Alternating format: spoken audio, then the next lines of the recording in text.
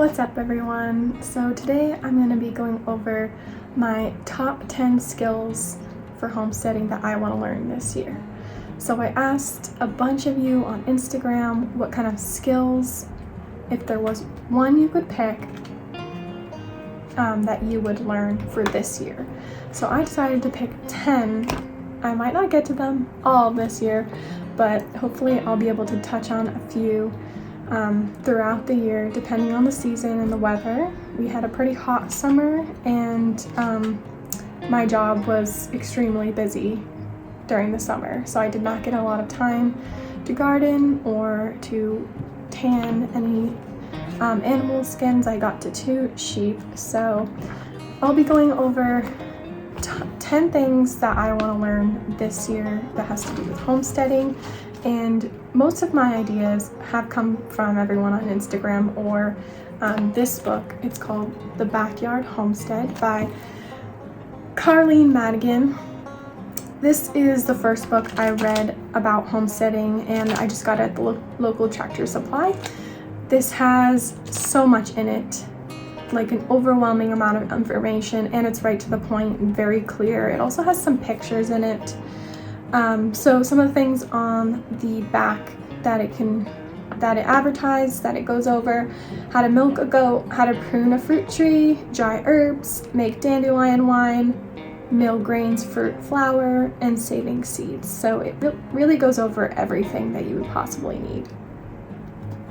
So this is where I would start to begin with. But let's go over my 10 top skills that I want to learn this year. So I got my little list, my cute little dog notebook. And the first thing on my list is hide tanning, or preserving hides from animals. So I did start a little bit of this last year with the sheep hides that were donated to me from a homesteader on Facebook. She was extremely thoughtful and nice to give me all of those. She gave me 10 sheepskins, I think, and I have 4 of them left. I'm working on 3 right now for the next video, but I did finish 2 last year, and right now they're being used as seat covers on our dining room table. But there are so many methods and ways to go about preserving hides, and I really want to know which one is best. So I am testing out 3 different ones right now, and this skill is top on my list because I think it's really important to use the entire animal. Most of my food that I eat is plant-based, and animals are the center of my life in my career. So I think that preserving the hides is a great way to use the entire animal. And then, as well as just preserving the hides, what do I do with it after? How do I use it after? So a couple of the ways that I want to start using them is pillow covers, so sewing them together and having a pillow be like inside of them for decor. Another one I came up with was slippers or mittens. After smoking hides, they are water resistant, which mine are not smoked right now. I'm gonna learn how to do that a little bit later on. A lot of the ways and techniques that I've learned are from some of the tanners on Instagram, like Shally from Hollow Bone, and I actually bought Farmer Rachel's ebook on Etsy. It's a really cute book, and I would highly recommend it. It goes step by step on everything you could possibly want to know about alum tanning, and it uses natural soap and needs foot oil that I also use. So I'm really excited to use and try her method. Once I get the method that I like down pat, I'm going to source some more hides. So I really want to try rabbit. I am calling butchers around the area, and I also called the CPW, Colorado Parks and Wildlife, to see if I can get on a list for roadkill. I know that sounds really weird and gross, but this animal would not be honored or in any way used besides being eaten by the magpies on the side of the road. So I think it would be really cool to do an elk or a deer at some point, which I am on the list for. If one does get hit by a car or dies on the side of the road in my area, they will give you a call if it's in the mileage range that you put down, and you can go pick it up, which is really awesome. It is free. So that is the first skill that I would really like to learn and get better at this year. The next skill is a really common skill you'll see on Instagram, and it's been around for generations. My grandma's super good at it, but it is canning. So I am not good at canning, and I've heard horror stories about people blowing up their kitchens and such. So I did attempt 1 or 2 batches of pickles last year because I was overflowing with lemon cucumbers, and I made pickles out of them. They turned out all right. They were like a sweet and spicy pickle, but I would really like to utilize canning to preserve most of the items from my garden, or anything that comes my way, like fruit or vegetables from other homesteaders that I've connected with in the area. I had an overwhelming amount of apples, so canning some apples would have been really helpful. I do really like to use the giant mason jars. They barely fit in my pressure cooker, but I think I just need the right supplies and better supplies. Having smaller cans, I can fit a lot more. I also have been using an oven mitt to grab them out of the water, the boiling water, so it'd be great. I need some can grabbers, so they grab the top of it and put it into the water and grab out of the water to dry. And also some funnels and things like that that you would need to safely put the food into the cans. So that is the second skill that I would really like to utilize. I've already had a ton of people reach out, like Diane from Can My Chick Homesteads, on sharing more about this and teaching me the ways of canning. Although my homesteading book does go over a little bit about fruit trees and how to grow them, I still am very hesitant to purchase fruit trees because they are pretty expensive in our area, and I do want some mature ones. We don't plan on being in this house for more than 5 years, so I really want to enjoy our fruit trees while we're still here. So I had asked for a gift card for my Christmas present to Fossil Creek in Fort Collins. They're a really great nursery with very reputable fruit trees, and I would really love to learn more about growing fruit trees, making sure I don't kill them because they are pretty expensive. I've heard stories of people spending thousands of dollars on fruit trees and them dying because Colorado is very dry and an arid, kind of deserty climate. So I do really need to research fruit trees a little bit more before I pick out which ones I want to do. I've heard from a lot of people that the dwarf trees are extremely hardy and great for homesteads. First of all, I'd probably be able to reach most of the branches, which would be great because I'm not that tall. So the size is also really great too, for the amount of food that you get from each tree. So I don't need a bunch of apples. I would just really like to have some apples, some plums, some apricots, maybe a nut tree too. That would be great. I have planted a mulberry tree in our backyard that I got off Craigslist for $10. Not sure if it's dead because it only has a couple of leaves in the fall, and then this winter it looks very dead. So I'm not sure if it'll come back or not, hoping it will. But I also have 3 started in this tent right here as well. I have 3 seedlings that I am tending to and hope they grow up into beautiful trees, which I do know that it takes a long time, like 3 to 5 years almost. So the next skill that I really want to get into, I saw a few videos on TikTok of this, of people using wool, but it's called felting.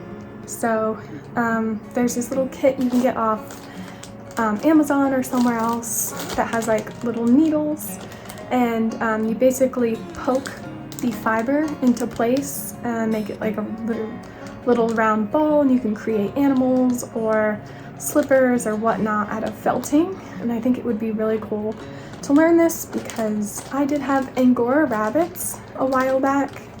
We don't anymore. I can go over why. But they did not last long on our little homestead, although I do have a bunch of their fiber left over. It's really beautiful, super silky. I have some gray and some nice pearl Angora fiber that I really would love to utilize. It's been sitting in the freezer. Yes, I keep it in the freezer to prevent any parasites or it breaking down in any way. Just don't want it to get gross. And a lot of rabbitries do keep their fiber in a freezer for long-term use. So I would really like to get rid of the fiber in the freezer to make room for other food and utilize that into making something really useful. All right, so next on my list is learning how to cure vegetables. So I am really into gardening. I just don't know a lot about preserving the harvest afterwards. Like I said, canning is a great idea. To be honest, I kind of just stuck everything in the freezer last year and it hasn't been touched. So I would really like to learn how to cure vegetables, like onions or even garlic, to save throughout the year. So in order to utilize these things throughout the year, they do need to be preserved in shelf-stable ways. I don't have anywhere that I could use as like a root cellar here because we are like a split-level house. The temperature is pretty room temperature everywhere around the house. Like it's not cold or root cellar worthy anywhere, so that's kind of difficult. I could totally build one like in the ground outside, but I really don't have time for that. So just curing everything on a shelf, like squash or zucchini as well, even winter squashes. Definitely need to do more research on that in the future with my garlic this year, hopefully sprouting and able to be harvested later towards the summer. Curing is going to be essential for keeping these vegetables throughout the rest of the year. So I've always wanted to make sourdough, and I'm a huge bread fanatic. I've always made man bread. It's a bread so easy a man can make it. Yes, Kyle has made it. But it turned out really good. And we've just gotten bored throughout the years with this bread, and I'm really excited to make sourdough. So this year I got 2 different starters, one from a girl at work and one from a seed swap on Instagram. So I had given her a bunch of seeds and she gave me a starter that dates back to like the 1800s, which is awesome. And honestly, I just have no idea how to even approach sourdough. I'm a very impatient person, and I know you have to like feed it with like flour and water and wait for the bubbles and then do it again and discard some. That's kind of the general gist of it. But I've been learning a lot from Garden to Table Homestead. Emma, she is from Denmark. She's amazing.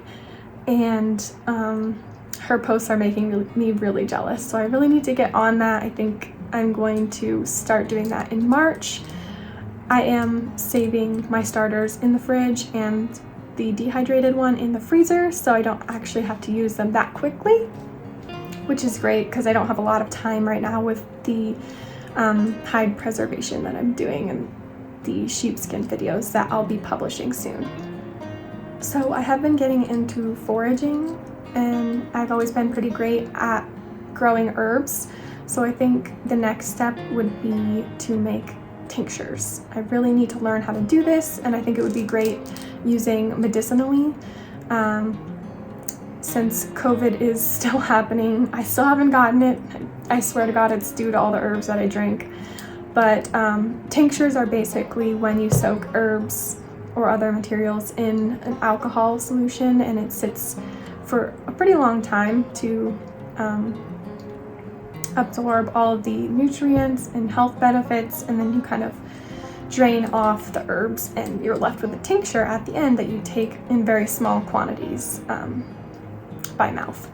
So I think that would be next on my list, to kind of expand my apothecary and get more into the medicinal side of health and not depending on a doctor so much for any type of health problems or sicknesses. I haven't gone to the doctor in over 2 years and I don't really get sick very often, so I think it would just be nice to use as a backup and a great way to use my extra herbs or even things that I forage like rose hips.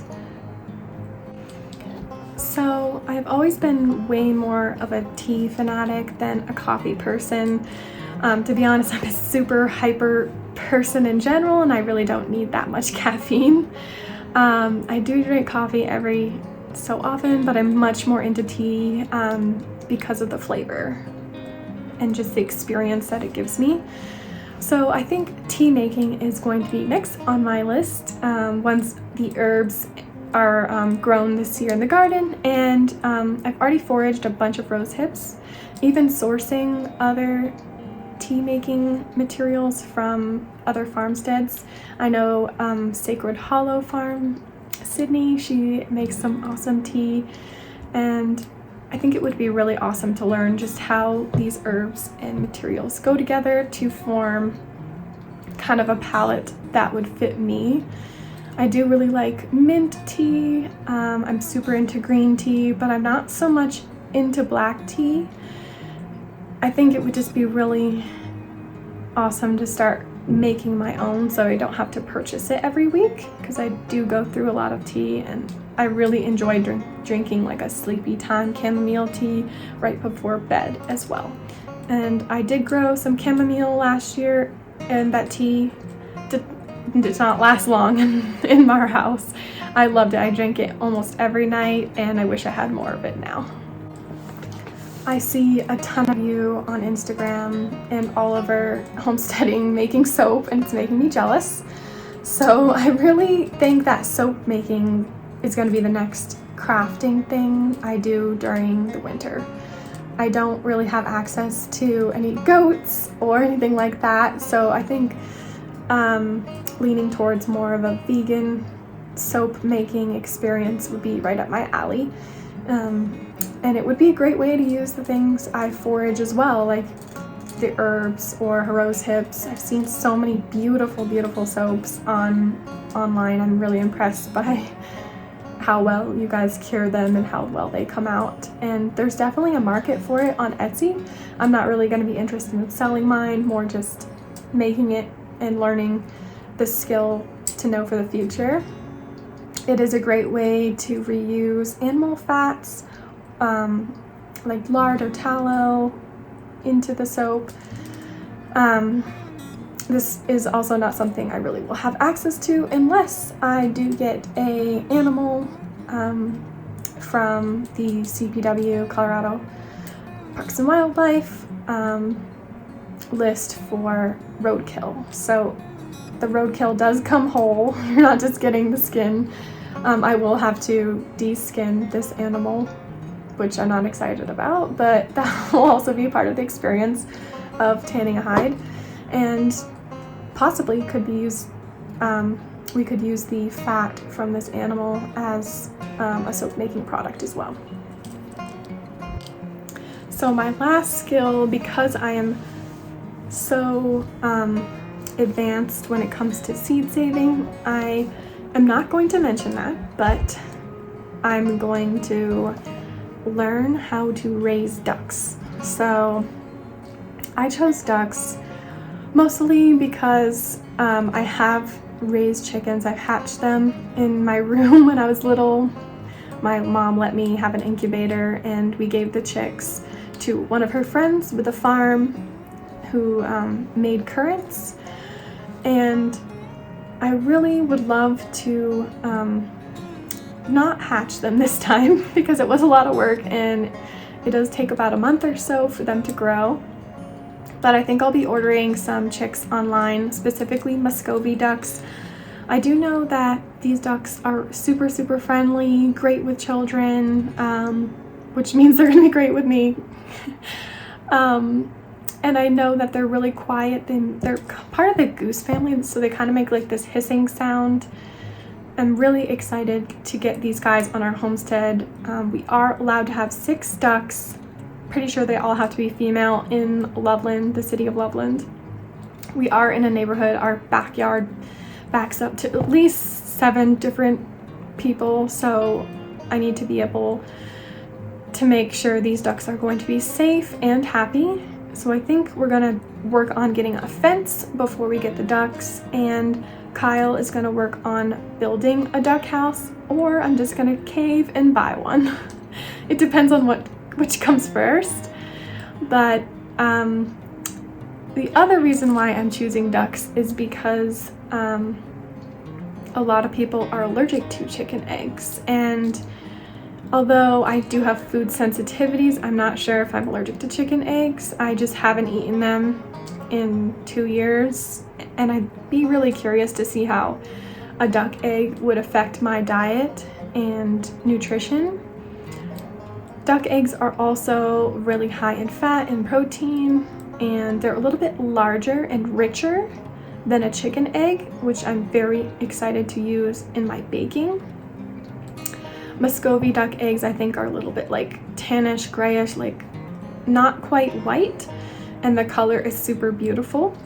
So it'd be nice to at least get 4 to 6 eggs every other day, and we live in a cul-de-sac, so I would love to share with our neighbors about ducks and teaching them about eating duck eggs and how they're different, and I think it would be a real hit.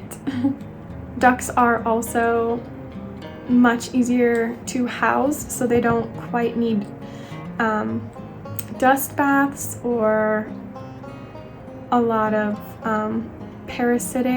anti-parasitic medication. So ducks are really, really hardy in the winter.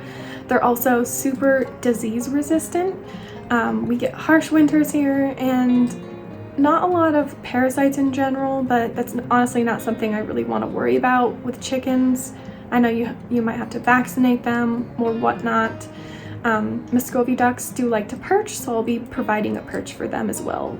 And I'm really excited to see how it all comes together. Hopefully we'll get like a little mini pond in there for them and be able to drain out this pond into my garden so their poop can actually fertilize the raised beds that I have. So it'll all kind of work in to be permaculture system.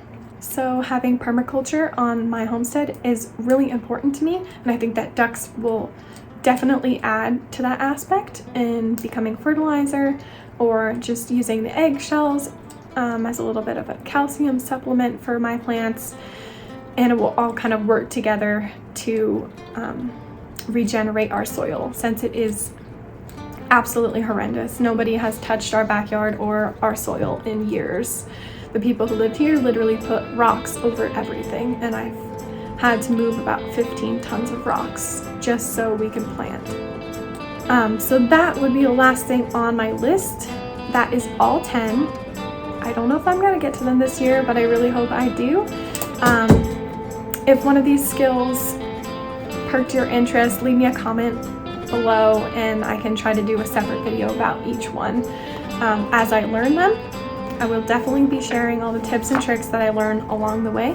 Thank you for listening.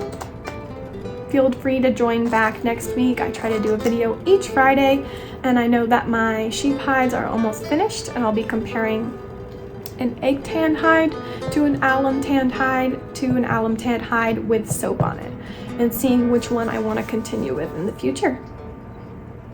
Thanks for watching.